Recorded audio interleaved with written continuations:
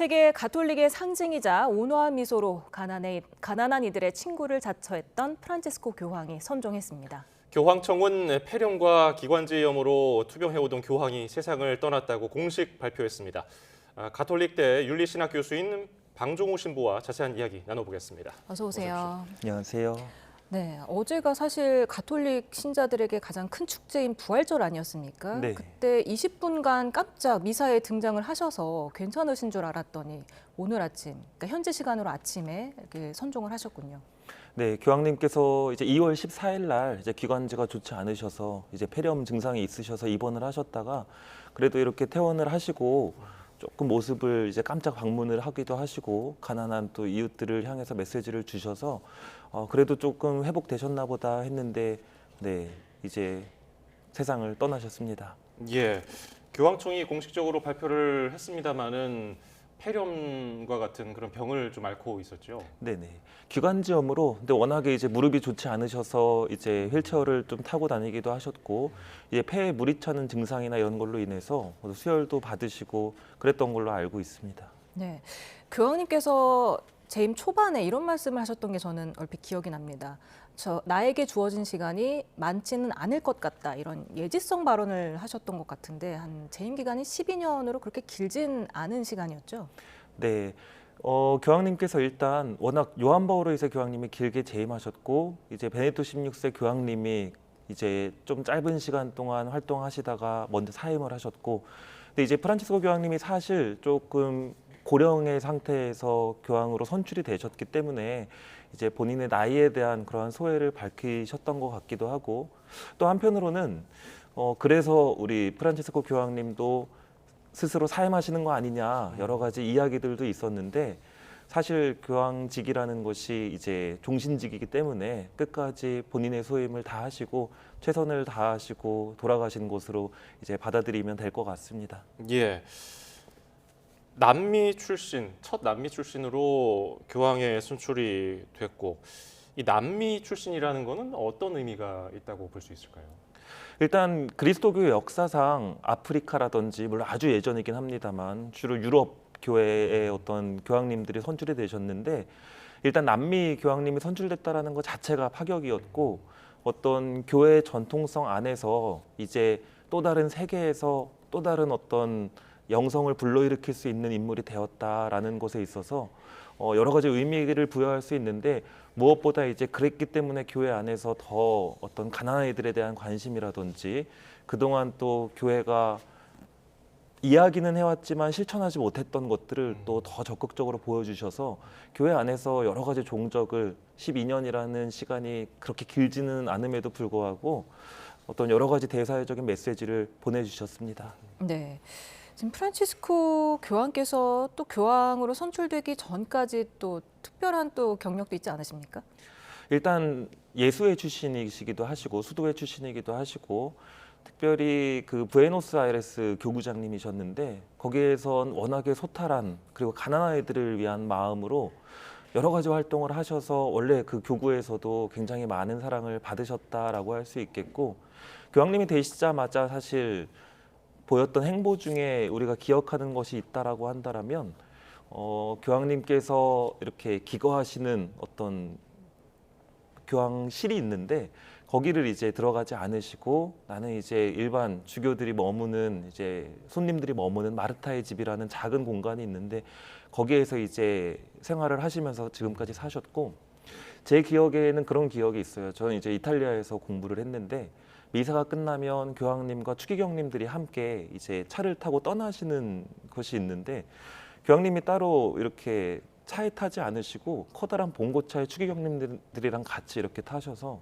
맨 뒷자리에서 이렇게 낑겨 있다고 말씀을 드려야 될까요? 예. 거기에서 이렇게 손을 흔들어 주시고 그런 소탈한 모습들이 사실 또 우리가 많이 배울 점이고 또 우리 시대에도 여러 가지 좋은 것들을 가르쳐 주신 것이 아닌가 싶습니다. 예, 말씀하신 대로 다소 보수적이고 고지식한 교회 사회에 좀 헌신했다는 평가를 받는데 뭐 그런 사례도 있고요. 프란치스코라는 성인의 이름을 선택한 점도 있고 뭐 구체적으로 이런 이름을 선택한 데는 어떤 의미가 있다고 볼 수 있을까요? 프란치스코 우리가 교황명을 정할 때 이제 현재 지금 예전에 있던 교황님들의 이름을 어떤 정신을 물려받기 위해서 그것을 따르기도 하고 그러기는 하는데 그럼에도 불구하고 어쨌든 이분은 프란치스코 교황이라는 이름은 교황명으로는 한 번도 사용되지 않았던 이름이었습니다. 성인의 이름인데 근데 프란치스코 성인이라고 한다면 이제 사제 서품을 받지 않고 활동하셨던 항상 겸손하고 가난한 아이들을 위해서 활동했던 성인이라고 할 수 있는데 그 처음에 교황 선출되자마자 곁에 있던 브라질 주교님께서 그렇게 말씀하셨다라고 해요. 교황님이 되셨는데 이제 가난한 아이들을 잊지 말아달라라고 말씀을 하셨을 때 교황님께서 그 이야기를 듣자마자 프란치스코라는 이름이 이제 떠올랐고 그 이름 그대로 이제 생을 잘 마감하셨다라고 보시면 될 것 같습니다. 네, 지금 말씀하신 대로 가난하고 소외된 이웃을 위해서 많이 활동을 하셨고 또 항상 검소함, 겸손함을 강조하지 않았습니까? 그렇다 보니까 가톨릭 신자들이 아닌 많은 분들에게도 사랑을 받았던 것 같고 가톨릭 신자에게도 다른 교황과는 조금 더 다른 좀 특별한 교황이 아니었나 싶은데 어떠세요, 신부님은? 일단 교황님께서 이제 2013년도에 그 부임하시고 나서 선출되시고 나서 로마 외에 첫 사목 방문지가 람페두사라는 곳이었어요. 그곳이 이제 시칠리아에 있는 이탈리아 남부 시칠리아에 있는 곳인데 거기가 이제 난민촌이 있습니다. 그래서 이제 거기가 이제 오랜 시간 동안 여러 가지 난민들이 제가 알기로는 2000년대 이후로 아주 많은 사람들이 거기에서 이탈리아로 탈출하다가 튀니지라든지 어떤 여러 가지 이런 나라에서 오다가 이제 사고로 이제 죽게 되는 일이 있었는데 그것을 기념하기 위해서 그리고 현재 거기에 머물고 있는 난민들을 기념하기 위해서 가장 먼저 이제 그곳을 방문하시고 그리고 가난한 아이들을 위해서 물론 교회는 항상 그 가르침을 이야기해오고 여러 가지 자선 사업을 하고 있었지만 직접 찾아가는 모습을 조금 더 확실히 보여주시지 않았나라는 생각이 듭니다. 예, 약자를 위한 행보뿐 아니라 기후 위기라든지 보편적인 인류가 처한 그런 위기에 대해서도 언급을 많이 한 걸로 기억하거든요. 네. 이거 점은 어떻게 좀 평가를 하고 계십니까? 일단 교황님을 우리가 바라봤을 때 가장 관심을 기울였던 부분이 환경 문제라든지 아니면 가난한 아이들에 대한 문제다라고 할 수 있는데 사실 우리가 그 교황님의 사상을 보면 그 이전에 깊이 깔려 있는 게 뭐냐면 자본주의 혹은 이제 경제 중심주의에 대한 인간의 삶에 대한 어떠한 이제 여러 가지 부작용에 대해서 많이 말씀을 하셨던 것 같아요.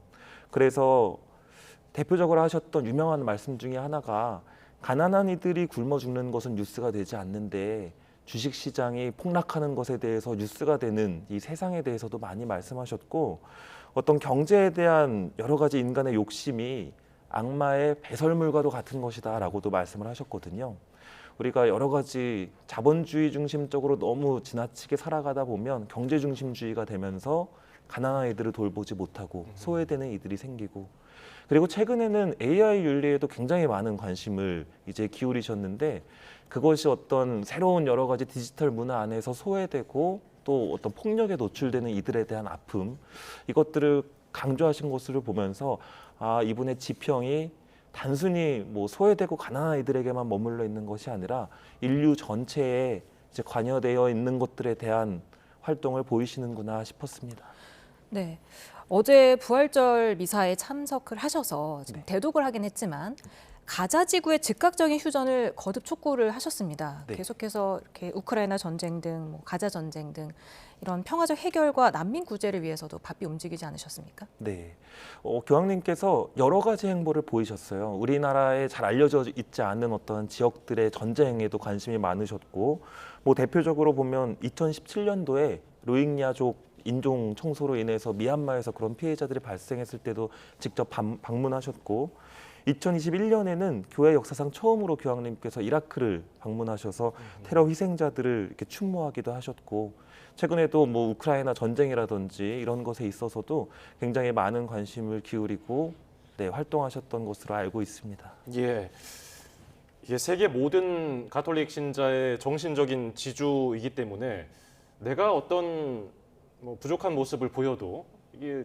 인정하기가 쉽지 않을 텐데 프란시스코 교황은 사과도 하고 뭐 잘못한 점을 인정하는 그런 것으로 또 많은 감동을 주었다는 평가를 받는데요. 이 점은 어떻게 보고 계십니까?